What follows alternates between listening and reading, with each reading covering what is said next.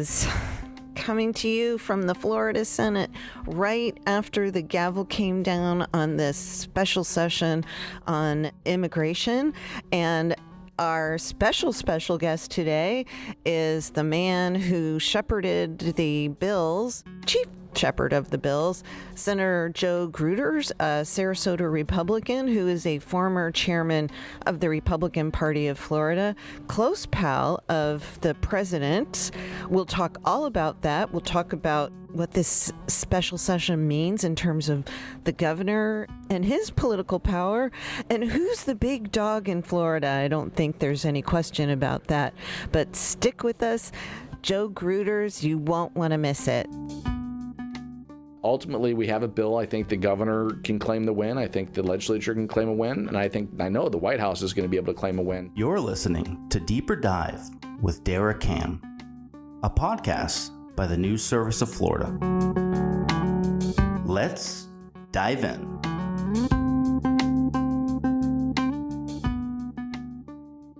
Divas, oh my gosh, we just finished the special session in the Senate. It's not completely wrapped up, and we are really fortunate to be here in the Senate with bill sponsor Senator Joe Gruters, who was instrumental in passing this sweeping immigration legislation. Thank you so much for joining us today. Hey, thanks so much for letting me be on here, and it's glad to, at least on the Senate side, to be done with this. And I think we have a product that everybody is in favor of, and we can move forward from here. Thank you. And I just want to ask you a little bit about, maybe start with the politics. You know, this has been in many ways, it's been perceived as, and correct me if I'm wrong, a proxy war between Governor DeSantis and President Trump. You have, I think somebody said, Senator Fine said that there's nobody closer to the big man than you. You're the finance chairman for the RNC. Am I correct about that? I'm the treasurer. So treasurer. I don't raise the money. I count the money. I did know. I used to know Al Hoffman is a former RNC finance chairman. So superstar. Yeah. But you're the treasurer, so you are an accountant. So you keep the books, make sure bills are paid on time, and all that. You're very close to the president. You have said that this bill was a lot of input from the White House. A lot of technical guidance early on. So I didn't actually see the bill until the day before it was filed in the first special session. And then when we got it, we got technical guidance from the White House, and we incorporated those changes into our first bill. And that's not saying, the governor had technical guidance as well from the White House. And so both bills were essentially good bills. Both had technical guidance from the White House. And I think all of this could have been avoided, and like I said on the floor, if we did this in regular session. Because what happens in regular session is you have a committee, points are brought up, you go hash things out, and you work on them. And a bill from start to finish, they always say, don't look how the sausage is made. And and that applies to politics. And ultimately, we have a bill. I think the governor can claim the win. I think the legislature can claim a win. And I know the White House is going to be able to claim a win because they have maximum coordination and collaboration with the state of Florida. They're the leaders of the federal immigration issue. Our job is to support whatever they need us to do. You said, yes, and thank you for that. And you said the other day, I think it was yesterday, sorry, the days run away, that this was most of all a win for President Trump. And he has asked for, you said he wants three things. They are beds, badges, and bad guys. It makes it super easy. And yes, it is a big win for President Trump because this is his most important issue. This is what he led with his executive orders. This is what focus. He's obviously doing a lot of great things, with his the early movements of his presidency, but I think immigration is still one of the most important issues to him. And what he needs cooperation, not just with Florida, but with states around the country. And what Florida can provide is a roadmap. They need other states to take up. Listen, Florida's so far ahead of the illegal immigration battle over other states because we passed sanctuary cities. It's a bill that I sponsored and passed a couple years ago. We already passed E-Verify. We've passed all these other bills related to this subject. And so we're already light years ahead of the rest of the country. What this bill did was we closed the loopholes that existed as a result of our previous laws, and we made everything stronger. And what we did is we gave the president exactly what their team was asking for. The badges, bad guys, and beds, of course. With the $250 million that can be used to increase the ICE detention beds and other law enforcement. And I'll talk about details of the bill in a moment, or let's talk about them now, and then we'll shift to politics. I should have eased into it. I didn't. So that money can be used. That when you talk about expanding beds, is that what you mean? Yes, and that's one of the biggest issues they have is when you have a detainer request. And just for the listeners outside, what happens in if you're picked up and you go to jail? All 287G programs currently from the federal government have to do with detainer requests that are generated at the jail. So that means you have to go to jail, you have to be arrested, you have to be processed, and when you're processed, your fingerprints are taken and they're sent to a national database. At that time, ICE will send a response back and say, oh, we have a detainer request, which means ICE wants to pick them up for either deportation or some other issue. It means they're probably committed some bad things or they've been previously deported. And at that point, the local jail has 48 hours to hold them. Now, the cost that they've been getting in the past has been about $50 a day reimbursement, but the true cost is about $150 a day. So we're going to make up that $100, and then if we need to hold them more, that option will now be available as a result of the additional dollars. And so, but in terms of the ICE beds, what we could do is we will be able to find where the part of the process is finding out where all of our available beds are through the system right now. And then if ICE needs to pick them up and then transport them to another location before they go through their own process of deporting them, we'll have that ability. And that's why the governor said, Gitmo, and there's all types of options on the table, but we're going to have the resources to make sure that we can provide whatever support they need on the ground. I think it was the president who said Gitmo, just not meaning to correct you there. But so you mentioned about the special session not being a good idea to, fully vet this kind of complicated, one of the most complicated areas of law is immigration law, right? And the legislature, the legislative leader, Senator Albritton, President Albritton, and Speaker Perez took umbrage, I think, at the... Did you feel like the governor, when he declared this, he called the special session before the president was even sworn in to office, did you feel like he was trying to steal some of President Trump's thunder? I think he really does want to help. I think he wants to, listen, I don't know if there's an immigration hawk. There were a couple in President Trump's first administration, but they've kind of went away. And so I think there's an opportunity for Governor DeSantis to be that immigration hawk in the country and to be laser focused. And now he's going to have that opportunity. I think we have given him the tools to work with ICE to be an absolute superstar in this area. And I think he, as a result of his early action and his willingness, I think he'll be able to do that. And I think it's fine. I think, listen, all President Trump cares about is he needs willing partners. The governor raised his hand and said Florida wants to be a willing partner, and that's how this ball started to move. And it may have been a little bit premature without having that coordination. And I think 6 months from now, we'll be able to look back and say all this fighting was due to a communication issue. If these guys, and Senator Pizzo had it right, it's very easy. These guys could have gotten in a room, and you have a situation where everybody, I think, needs to, it's not about credit, it's about making sure we're all on the same page. And ultimately, we got on the same page, and I think it could have happened if we would have approached it from a different angle. There's a creation of a state immigration enforcement board. I think I'm getting the wording of that correctly. Correct me if I'm wrong. That's correct. And that is the governor and the members of the cabinet. The two of those will be appointees of the governor. one of those seats you'll be running for, or you are running for, and you have the endorsement of the president to be the state's next chief financial officer. There's a lot of moving parts, so we're not just dealing with immigration. We're dealing with appointments and elections and special elections, so we're going to do a little bit of the weave here as I ask the question. But the new board, the Immigration Enforcement Board, there won't be a chief immigration officer.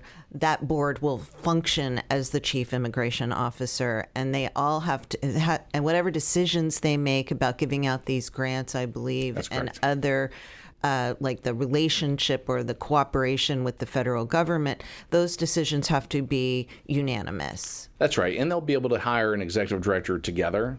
And listen, I think everybody is united in what they want to do and make sure we have that maximum coordination. And so I think they're going to be able to act in a way to where they're certainly going to continue to move the ball down the field in a positive way. Have you talked to the governor about that?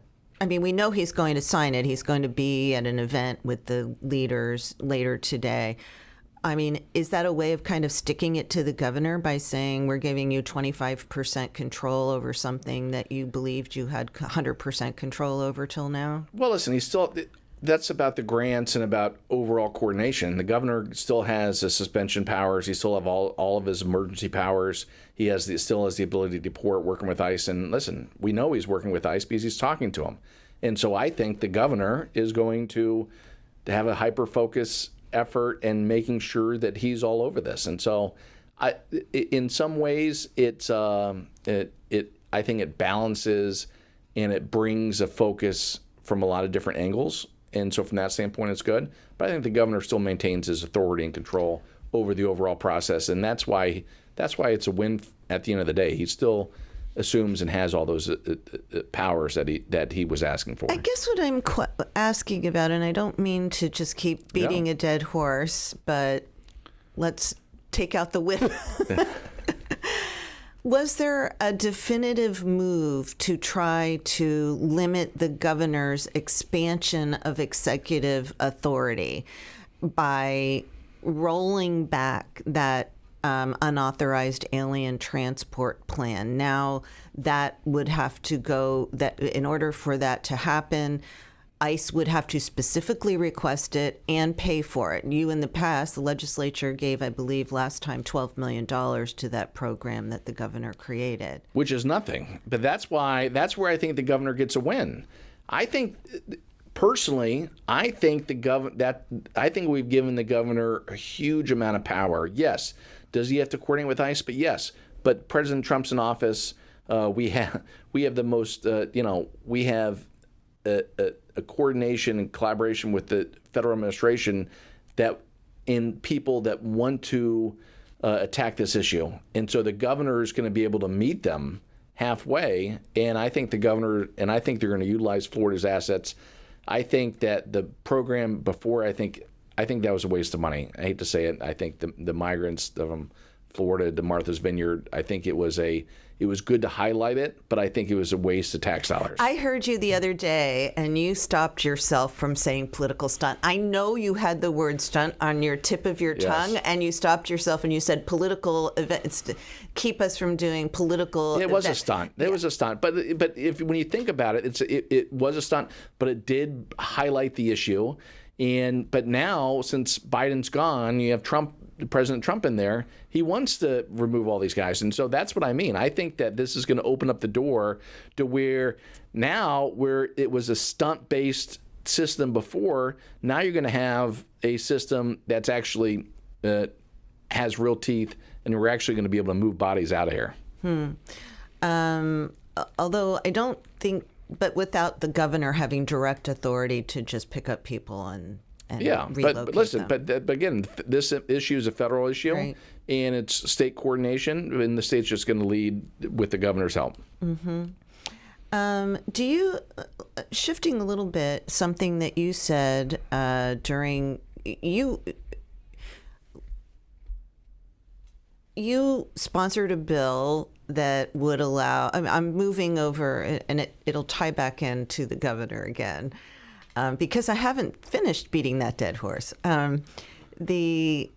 you sponsored a bill that would allow home grow. You came out in favor of Amendment 3. I always remember it was 3 because 3 has 2 E's and weed has 2 E's. So that's how I differentiated between 3 and 4. President Trump actually came out in favor of that. It failed. The governor used all kinds of resources, state resources, to oppose Amendment 3 and Amendment 4, which would have authorized recreational marijuana and enshrined abortion rights in the Constitution. You at the time, I was on a call with you at the time, said you thought you wanted to look at the governor's use of state dollars to oppose these amendments.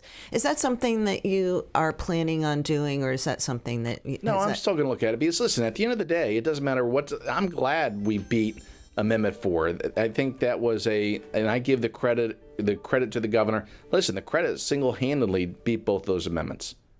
So, yes, I like the job that he did on 4. I don't like the job he did on 3.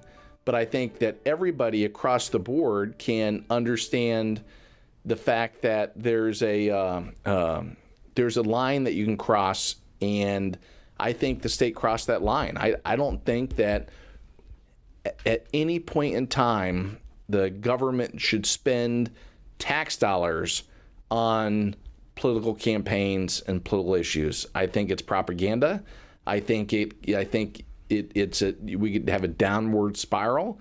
I think it's not needed. And listen, we could beat it with private resources, but tax dollars should not be spent on political campaigns of issue-oriented type events. I think it's just I think it sets a bad precedent. And if we have a Democrat governor that wants to do that on Republican issues, I think that the legislature would take the authority away and would certainly look at it. Slippery slope. Yeah, I think it's a bad idea. And no matter where you are on any issues, get involved, fight it or support it, but do it on your own outside, and don't use tax dollars to do it. Because he also has the ability to raise a lot of money. They did have 2 political committees to fight those amendments.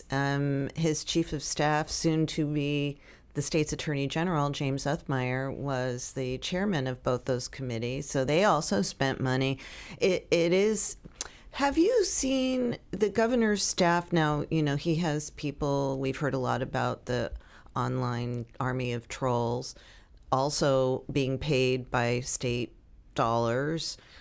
Do you see the governor or this administration as there used to be a bright line between the political side and the government side? Because I remember when you couldn't make a call inside the Capitol when you were raising money. Still the case. You can't do that. Well, it happens all the time nowadays, doesn't it? I don't think. I think that's actually probably. I think people follow that one. You do? Okay. Yeah. Do you think in other ways, though, that that line has become blurred now? Yes. Everything, politics, policy, it's all the same. And listen, in that, but I look at it as, why has Florida been so successful over the last decade?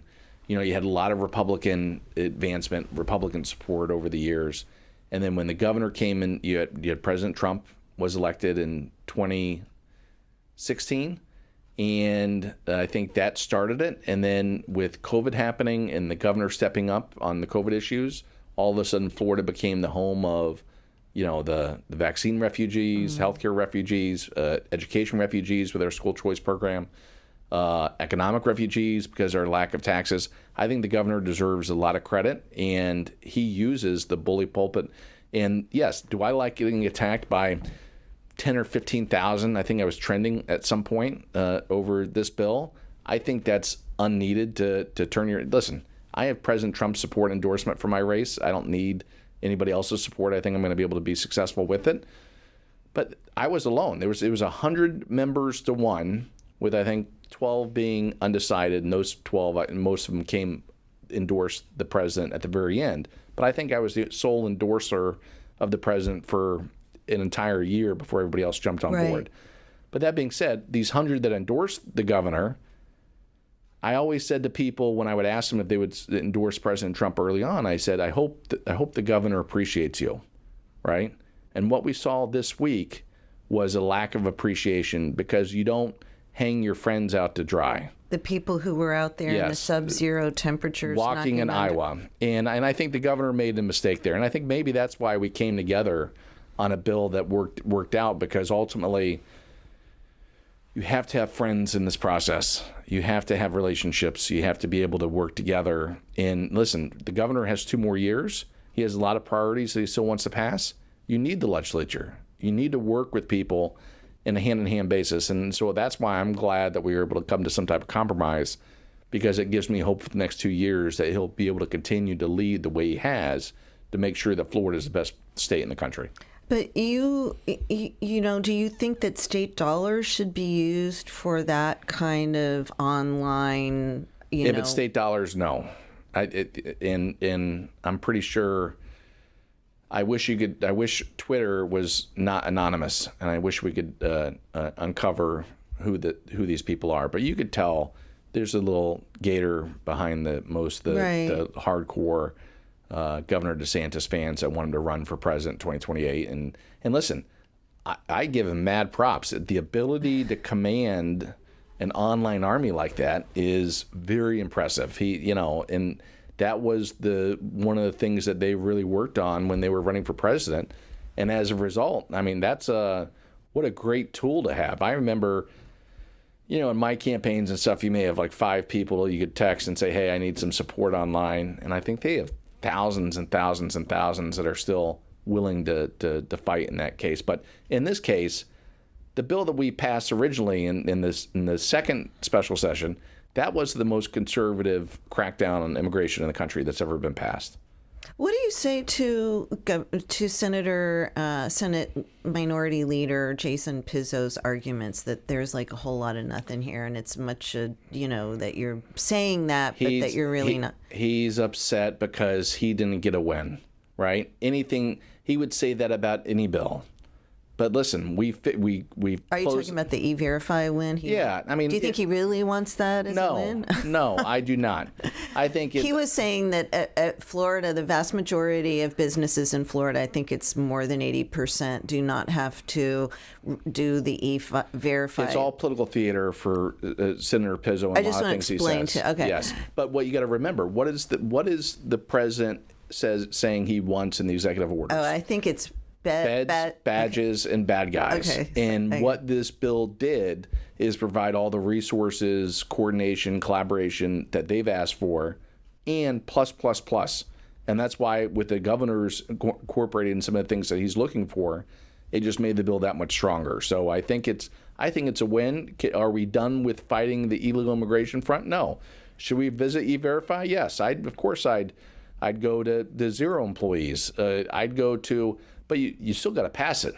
I mean, you got to have the votes to pass some of these things, and then you have to, in the negotiation process, some people get some things they want, the other people get some things that they want, and at the end of the day, I think we landed on a bill that accomplished the original goal of beds, badges, bad guys that the president was looking for, and also makes the state of Florida the leader in the crackdown on illegal immigration. Does it also establish President Trump as the big dog politically in Florida, where Governor DeSantis over the past 4 years... This is the president's state. And I know exactly where you're going. And of course, the president runs the party.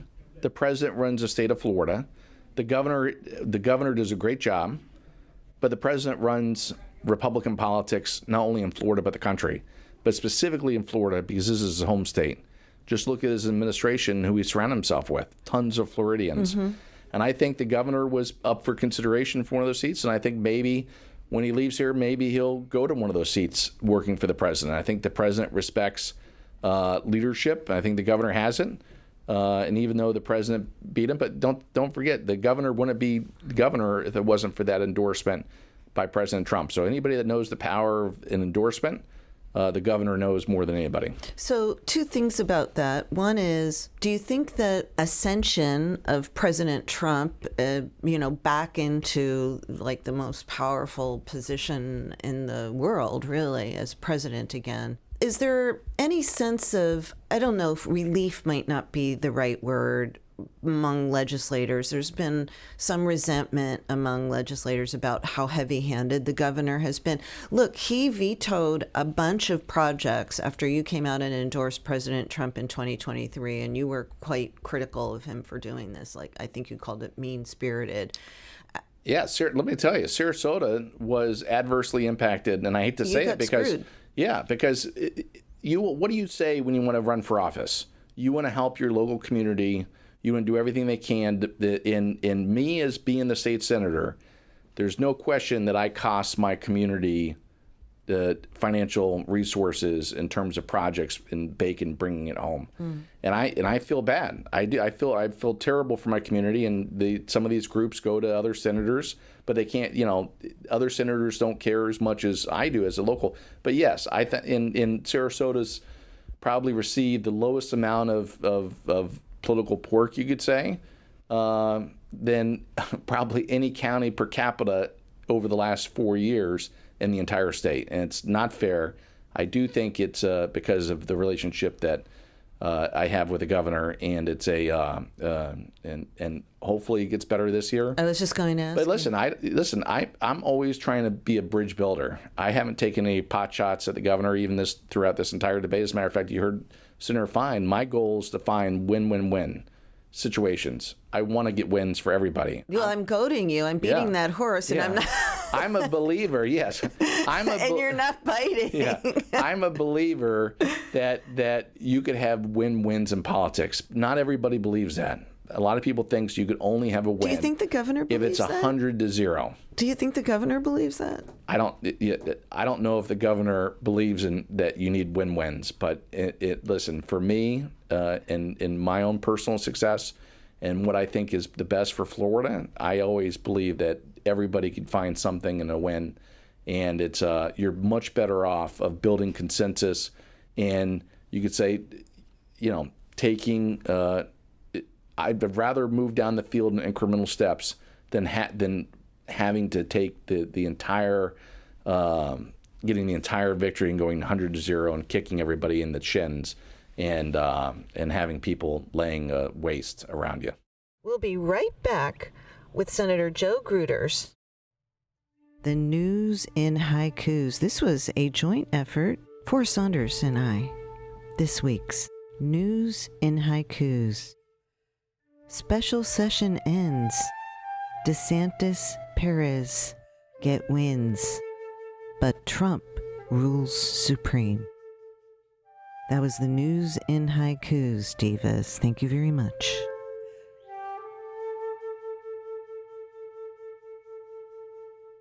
Don't forget, we'd love to hear your haiku. You can slide them into my DMs, or you can send them to podcasts, that's podcasts with an S, at e.newsserviceflorida.com. Wherever you're listening, please don't forget to subscribe and give us a rating if you like what we're doing. And we're back with Senator Joe Gruters. Do you think your bills are going to be successful this year? Well, the good thing is I'm a member of the Senate leadership, so we're going to move the bills. I don't know which bills will be successful. Yes, I have filed a home. The whole Amendment 3 issue is interesting because it opened my eyes. So I always told people said, why did you support Amendment 3? Well, I'm with the President of the United States. He was there too. Number one. Number two, it was a matter of everybody that I know that wants to consume that product consumes it. The question is, should they buy it from the legal market or should they buy it from the illicit market? And my feeling is it's not bad to have a regulated market. I think the medical system is a good way, and let me interrupt you. Yeah. It's a veiled recreational program right now. I'm just going to say it. I've been covering it since the get-go, and if you have the funds, you can get a card. Let's just face it. That's what it is. So, in one of the issues that was brought up, one of the issues that was brought up over and over again was we're not giving, and we could have addressed that. And that was one of the big fights I had with some of my colleagues. They said, you can't legislate a constitutional amendment. I said, of course we can. That's all we do. Every time a constitutional amendment passes, we come up here and we build a framework, and we would have done that. but to make sure that this issue is off the table. And I never knew home grow was a big deal out there. And that was brought up to me over and over again. And I said, you know what? No matter what happens in this fight, I'm going to take some of these issues and I'm going to move it forward. And home grow, listen, it's like growing wine in your bathtub. In beer. Making your own beer. Yes, if you really want to do that stuff and you want to take the time, then by all means go and do it. And as long as you do it in a regulated way to where nobody else is getting hurt and you're taking responsibility. And so that's what like the home grow bill is. Listen, Florida is a freedom state. I believe in freedom. I think this is one step further to go. And listen, 56% of the state agreed with me and the president. Sure. And my guess is ultimately when this will probably pass on the second time. Yeah. I think that the governor certainly, he made the kind of greedy bastards argument about the greedy corporations, right? And the home grow. Those were his two big arguments. I think those poll well nationally in terms of what people don't want to, why they wouldn't vote for that amendment. I think there is a subsection of diehard pro-marijuana folks who feel very strongly about the home grow and they're very vocal. I'm not sure, like Jane and Joe Lunchbucket, who shop at who are in the medical program, really care about that. It's, somebody who I garden a lot, but I don't grow any of that. But I don't know how much of a real issue it is, but you do have that bill. We'll see if that, do you expect that to be moving legislatively, or is that just sort of making a point by filing it? I hope to move it, but there's not a lot of interest in my Republican colleagues to move anything related to marijuana whatsoever. And even my other marijuana bill which is an expansion, medical marijuana expansion, just giving discounts to veterans and extending the time before the doctor's appointment, stuff like that, simple stuff. I don't even know if that will move. But listen, if you don't try, then I want to be able to give people the option and say, listen, I'm trying to do this from a legislative manner as well. It's not just constitutional way. And if we do some of these things, maybe this group that's out there trying to get the signatures won't have to do it again. I'm going to ask you, you don't have to answer. Are you in the medical program? I'm not. Did you ever smoke pot back in the day? You and I are about the same cohort. Yeah, what's interesting is all my friends I have friends that smoke weed today, and I had friends that smoked it. My best friend smoked in high school. I just never did it because I always wanted to run for office. I remember the Bill Clinton. I didn't puff or whatever. And so I did not inhale. I did not consume any marijuana products until probably, I'm 47. It was probably, I might have been 41 or 42. I think it was my birthday. I was with my wife in Las Vegas, and we took some gummies. Well, you're much younger than I am. I apologize for aging you and putting you in my cohort. So you took some gummies in Las Vegas. Yes. Tell us about that. How was it? Well, it's not for the listeners, but it was a different experience. But everything you can imagine what would have happened probably happened. And all I'll say is, I thought everybody was looking at me. I was very thirsty, and I told my wife, I said, "You got to get me back to our hotel room quick." You got paranoid. Yes, super paranoid, and wow. And so listen, I'm not a regular consumer of the product. But that being said, it's for those that want to consume it.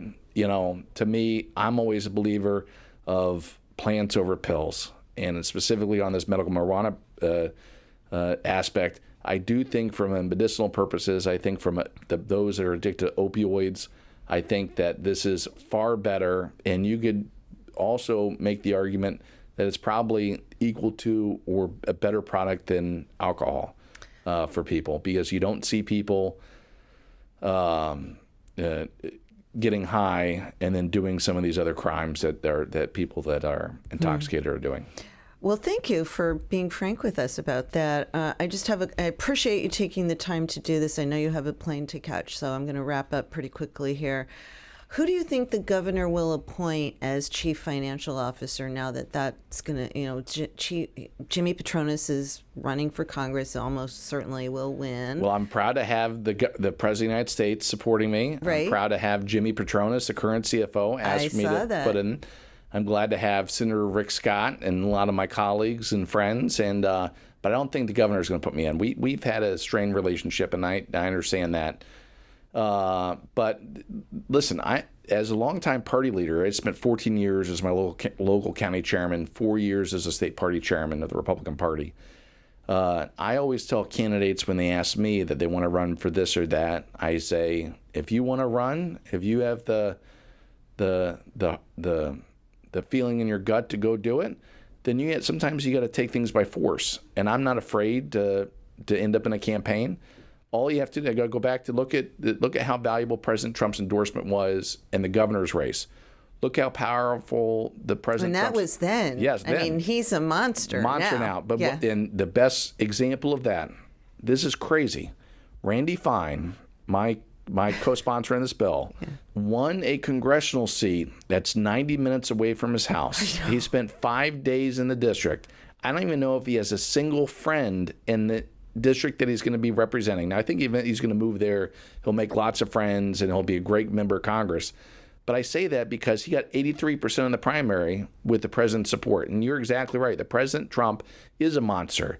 His endorsement is worth $20 million to candidates. And I'm glad to have that endorsement. And I'm glad to have a lot of support up here in Tallahassee from a variety of different interest groups. I'm ready to tackle the issue of, homeowners insurance, auto insurance, and I think the bread and butter issues that I think voters are really concerned about. And as a certified public accountant, I think there's no better profession to put up there as the state treasurer essentially than a CPA. And so I think I'm well qualified. I have lots of support, and I think we're going to win at the end of the day. So bring it, I think is what you're saying, right? Yeah, I'm ready to take on whoever. So do you have any ideas about who he might appoint? Well, there's a lot of speculation that it may be Blaise Ingoglia. He's another state senator. He's also a former party chairman. I know. He's close with the governor. And listen, he'll be a strong candidate. He's been a strong conservative over the years. And but that's what happens in the politics. The crazy thing is we live in a backwards funnel, and not everybody gets to move forward. And so ultimately, if we end up going against each other, we'll have a strong race. But I would say he'd probably win if it wasn't for the president. But with President Trump, I'll crush him or anybody else. I'm not overly concerned. Crush him. Okay. I don't think you're overstating how significant it's all the president. And I think in 2 years it will still be the case. Yep. And I think that what we saw here really over the past 2 weeks with these 3 special sessions really does punctuate how the elevation of President Trump over Governor DeSantis, and I mean, not that they're competing, but just that he is the guy, he is the guy in Florida for Republicans and 100%. Whoever, and that's what I say about, governor, all these other races that are up. The president's going to decide who's going to be the winner. Mm-hmm. He's going to have a Trump slate. If there's a alternative slate, or if the governor decides to put his candidates up in the rest of the races, that's an interesting dynamic. Yeah. And it's actually better for me. The more candidates that get in, the better, because if we want to differentiate, these are the ones supported by the President of the United States, and these are supported by DeSantis or whoever, and who's going to have the strength to carry their ticket. And, I'm pretty, I go back to, the president does not like to lose, and I think he's willing to use his influence to make sure that his friends are successful. So there's a lot of chit-chat about Casey DeSantis possibly running for governor. I'm not sure. I'm not chitting or chatting about that, but who do you think that the president might come out in endorsing? He has a lot of friends, and since Florida's his home state, you have Byron Donalds, you still have Matt Gaetz out there, you have Wilton Simpson. all have relationships with the president, and then there's other people he has relationships with that we're not even talking about. Sure. I think it's until the president decides, and that's I tell people I'm supporting. I like all these guys and gals that may be considered, but I'm supporting whoever the president supports. Who would you put your money on today? That's tough. I'm putting my money with whoever the president supports. Okay. I tried Divas. I gave it my best shot.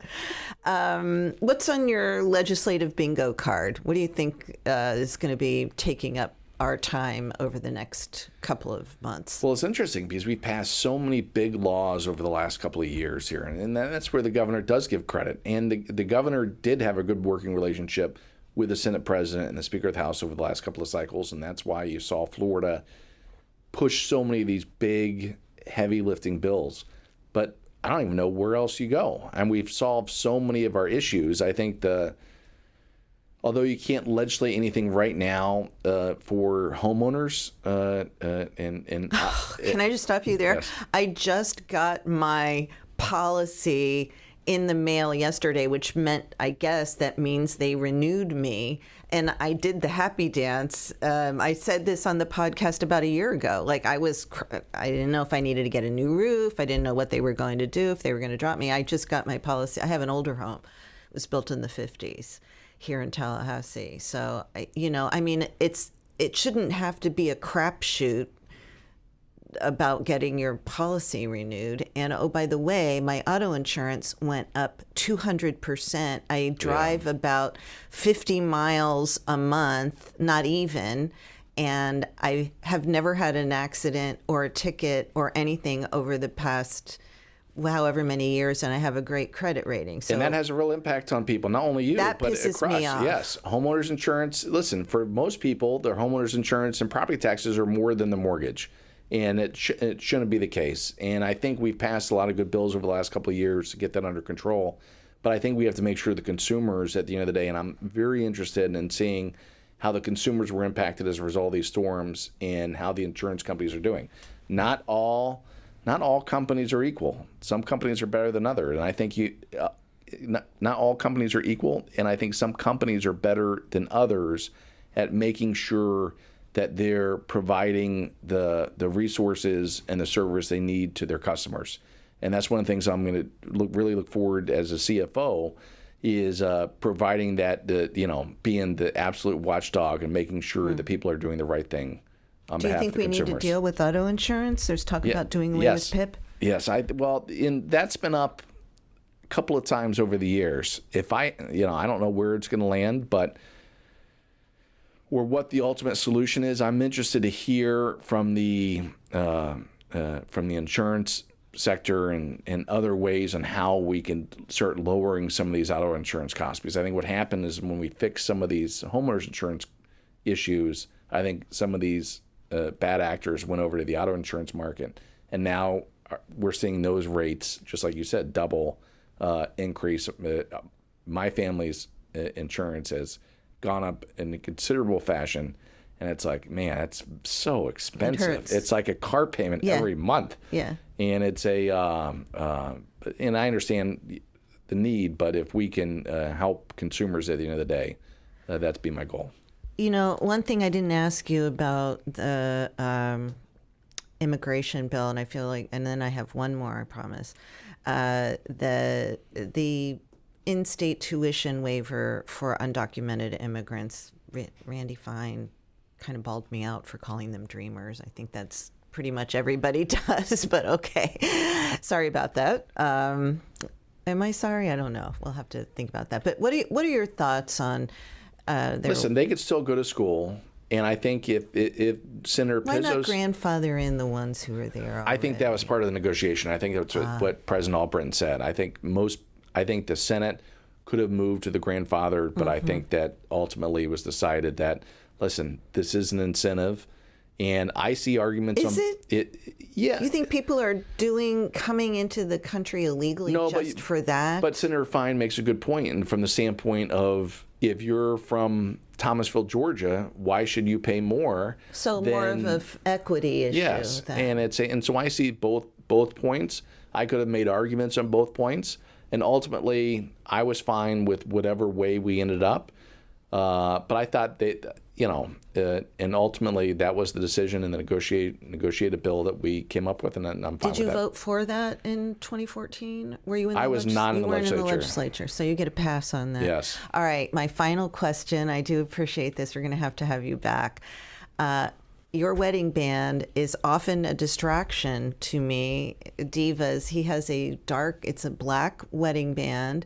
I'm wondering, is it one of those that tells you what your heart rate is? And okay, so tell us what your wedding band is. It's one of those Oura rings my wife got this morning. I think one of my birthdays or Christmas or something, but I've been wearing it religiously for like a year, and it's amazing because the most important thing for me is how you end up sleeping at night. Right. And it gives you like a score every morning, and it's helped me change some of my behaviors in terms of going to bed early, the need to have those 8 hours, and to try to get deep sleep. So cutting bad things out of my diet, like high intake of alcohol, and replacing it with exercise. And it's I had a triathlon race against Senator Broder that we both trained a year for, and I crushed him, by the way. I beat him by a mile. It wasn't even close, but but as a result. Yeah. Wait, let me turn it up a little so that the divas can hear it. Yeah. There you go. Thank you. I do deserve an applause, yes. Because he was so confident. Because we ran in a race a couple years prior to that, and he beat me. And it was a triathlon. And wow. It was December 7th in Daytona. And but this ring helps track everything that you do throughout the day. Your stress levels, your activity levels. How's your stress level? Right. I guess you can't see. Yeah, I can't see, but it's. I'm generally a pretty. You could ask my wife.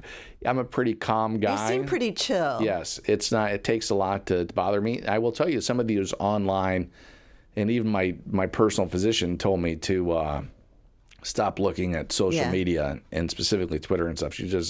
Because it does impact your. And my wife tells me all the time, get off social media. Don't do any of the accounts. Just hand it off to somebody. It's fake.